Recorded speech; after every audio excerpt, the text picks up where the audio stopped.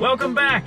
I'm Kyle Frost of Spaceship Frost fame, and this is episode 5 of Poetic Elements.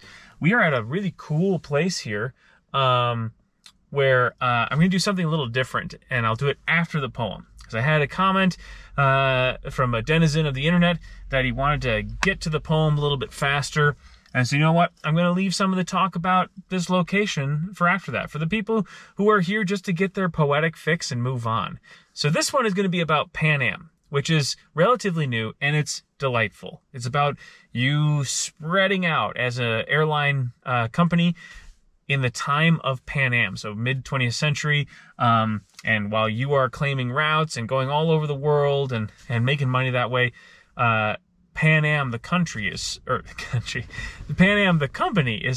spreading out. Wow, is spreading out from Miami and going 3 different routes and kind of like gobbling up planes as it goes, which is a really neat take on engine building, or I don't know if you necessarily call it engine building, but you know, where you're building up these efficiencies as the game goes on, and there's actually a strategy to be made of putting planes in the way of Pan Am that you know they're going to buy them out, just so you can get that like quick influx of cash, and then, you know, put planes elsewhere. It's really, really cool. So I have a couple other things to say about it, but like I said, let me get to the poem first. So because, you know, nothing about this show, aside from its delivery on Thursdays at 8 a.m. Central, everything else is sort of haphazard. It's just kind of, you know, how I'm feeling, what the game makes me think of, you know, dictates what type of poem I use, where I'm driving to that week dictates where I film it, in one of our vehicles. And this time around, I just kind of like went totally rogue, and I just sort of like made up this weird poem structure that, I don't know, probably doesn't honestly work. Sorry for people who are like really serious about your poem structures. This is one that I just sort of like winged. All right, so James, something mid-century, something kind of snappy. Ooh, truck noises. Nice. All right, cool. Here we go. Ding! Now boarding. It's tri-motor time, and a handful of people check in. World is wide, so show your pride in your company's new ride. Don't fly too far, though, or you'll swim. Ding! Now boarding. It's clipper time, and the line begins to form. Your airports haven't spread, so claim routes instead. There's riches ahead as you buy planes to add to the swarm. Ding! Now boarding. It's cruiser time. Hold your tickets up in the air. As larger planes are flying and gravity defying, Pan Am is buying, not sure how much we'll have for our air. Ding! Now boarding. It's jet time. The biggest planes now join our flock. While our routes are impressive and our strategies progressive, Pan Am's earnings are excessive, and I'm liquidating assets for their stock. Ding! Now closing. It's Pan Am time. When you can't beat 'em, join 'em's the call.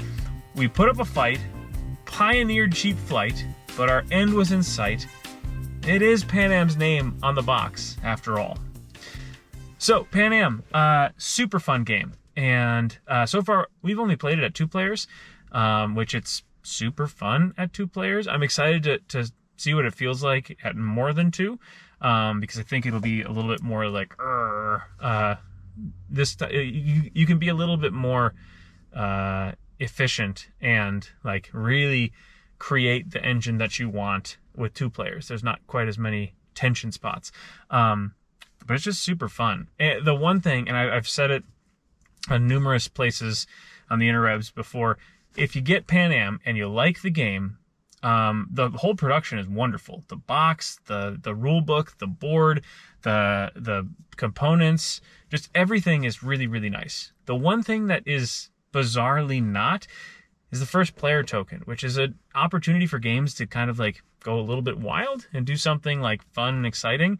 And they went with a, you know, little thing with a gear on it, and it's kind of like, okay, I guess it's kind of like reminiscent of the engineers, you're moving around and everything. So just on a whim, it's like, you know what? I'm gonna look for Pan Am pilot wings. And on eBay, there are a bunch of legitimate vintage Pan Am pilot wings that you can buy. And I think I got mine for $8 or $10, with, you know, a couple bucks for shipping. Maybe not even that. Maybe it was cheaper than that. Anyways, I had no problem securing one. And only after I won the bid, that's when I started sharing it on social media and everything. But now we have, like, it says Junior Clipper Pilot, and they're actual Pan Am wings. And the color scheme is blue and gold, like most of the game is. So it's just a really, like, awesome upgrade. We have this pin, and I suppose we could put it on our shirts when we're first player. We just pass it back and forth, but it is just like, the rest of the game needs no, like, leveling up. It already feels and looks awesome, but that one thing is just kind of like, meh.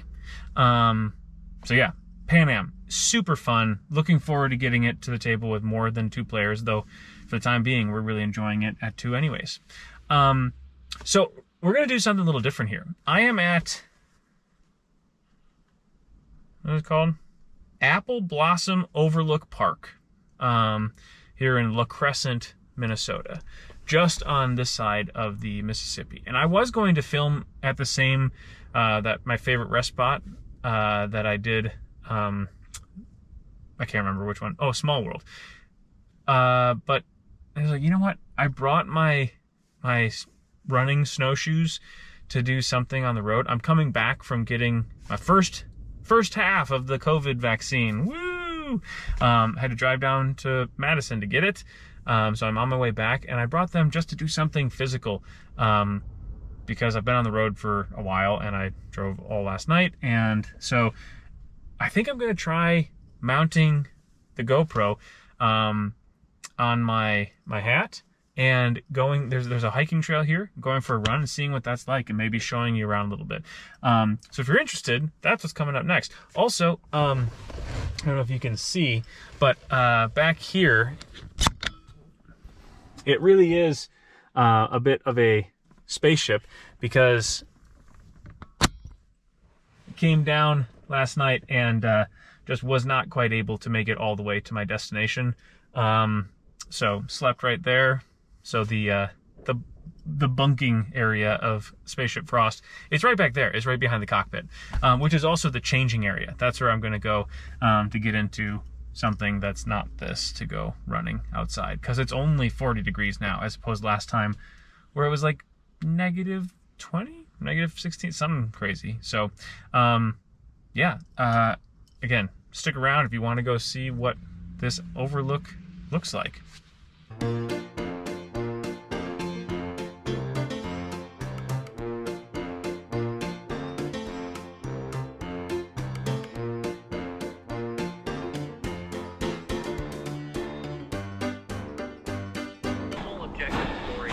Well, this part sucks.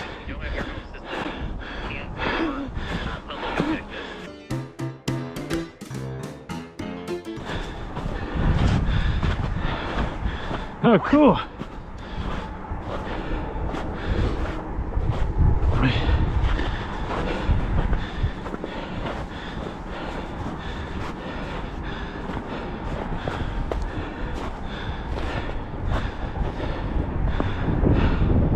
I'm not gonna go down there because I don't want to slip, but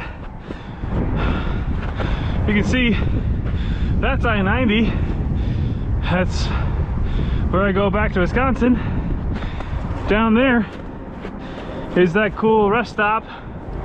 As you can see, it's right on Mississippi, which a bunch of crazy people are ice fishing on. And over there, I don't know how well you can see it, there's a really cool lock and dam. So I don't really know how that's gonna turn out. It might be so floppy from being on the brim of my hat. It might be totally unusable. Probably will be close to unusable, but this was still a really cool little trip. It's obviously got me breathing hard. So I'm gonna go do some more running, but thanks for being here. We'll see you next time on Poetic Elements. Who knows where we'll be stopping next time. Have a good one.